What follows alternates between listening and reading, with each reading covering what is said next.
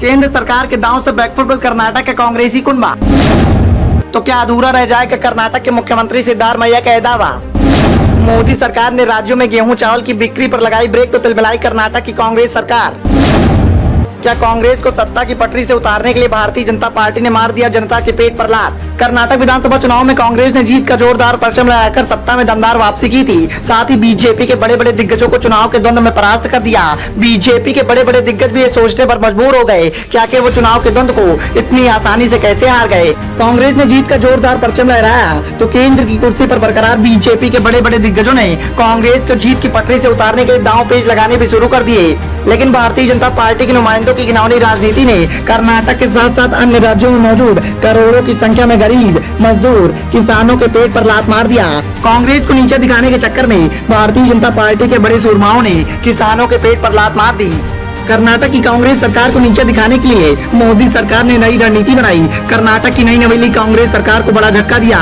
चुनाव के दौरान उसने राज्य की जनता को अन्य भाग्य योजना की गारंटी दी थी। इस गारंटी के तहत सभी बीपीएल परिवारों को प्रति व्यक्ति प्रति माह 10 किलो अनाज उपलब्ध कराने की योजना है।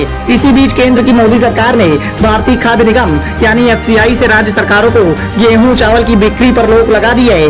केंद्र एफसीआई के पास अपने पूल का अनाज ओपन मार्केट सेल स्कीम में बेचता है। अब उत्तर पूर्वी राज्यों और प्राकृतिक आपदा वाले क्षेत्रों के अलावा किसी को भी देने से मना कर दिया गया है। इससे कर्नाटक सरकार को तगड़ा झटका लगा है। उसने केंद्र सरकार पर इस बात का आरोप लगाया है कि उसकी योजना को विफल करने के लिए केंद्र की मोदी सरकार के द्वारा ऐसा किया गया। मुख्यमंत्री सिद्धारमैया ने केंद्र की भारतीय जनता पार्टी की सरकार पर आरोप लगाते हुए कहा कि उनकी सरकार ने अन्य भाग्य योजना के तहत अनाज की आपूर्ति के लिए एफसीआई से 2,28,000 लाख मीट्रिक टन की मांग की थी। 12 जून को एफसीआई ने 2 पत्र भेजकर लगभग 2.22 लाख मीट्रिक टन की आपूर्ति करने की सहमति दे दी थी। इसके एक दिन बाद ही केंद्रीय उपभोक्ता के मामले में खाद्य एवं सार्वजनिक वितरण मंत्रालय द्वारा एफसीआई को स्टॉक से गेहूं और चावल बिक्री न करने का आदेश दिया गया।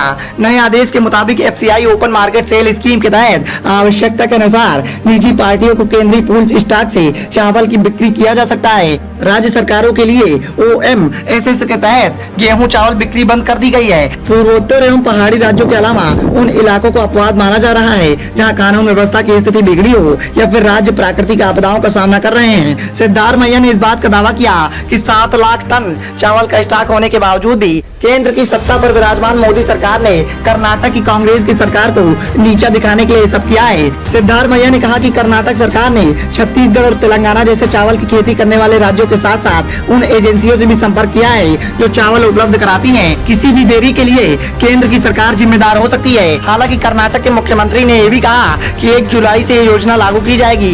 सिद्धारमैया के दावों पर भारतीय जनता पार्टी के महासचिव ने पलटवार करते हुए कहा कि अगर सीएम प्रति व्यक्ति 10 किलो चावल की व्यवस्था नहीं कर सकते तो उन्हें चावल का बाजार मूल्यों के बैंक खातों में स्थानांतरित करना चाहिए। उन्होंने कहा कि यह नरेंद्र मोदी की नेतृत्व वाली भारतीय जनता पार्टी की सरकार है जो राज्य के सभी गरीब परिवारों को 5 किलो चावल दे रही है। लेकिन जिस तरह से कर्नाटक की कांग्रेस सरकार को घेरने का काम भारतीय जनता पार्टी के द्वारा किया जा रहा है, जिस तरह से केंद्र की सत्ता पर विराजमान बड़े बड़े दिग्गज नेताओं के इशारे पर कर्नाटक की कांग्रेस की सरकार को नीचा दिखाने का काम किया जा रहा है, उससे आगामी लोकसभा चुनाव में भारतीय जनता पार्टी के समीकरण काफी बिगड़ सकते हैं। Bureau report, the noise of India.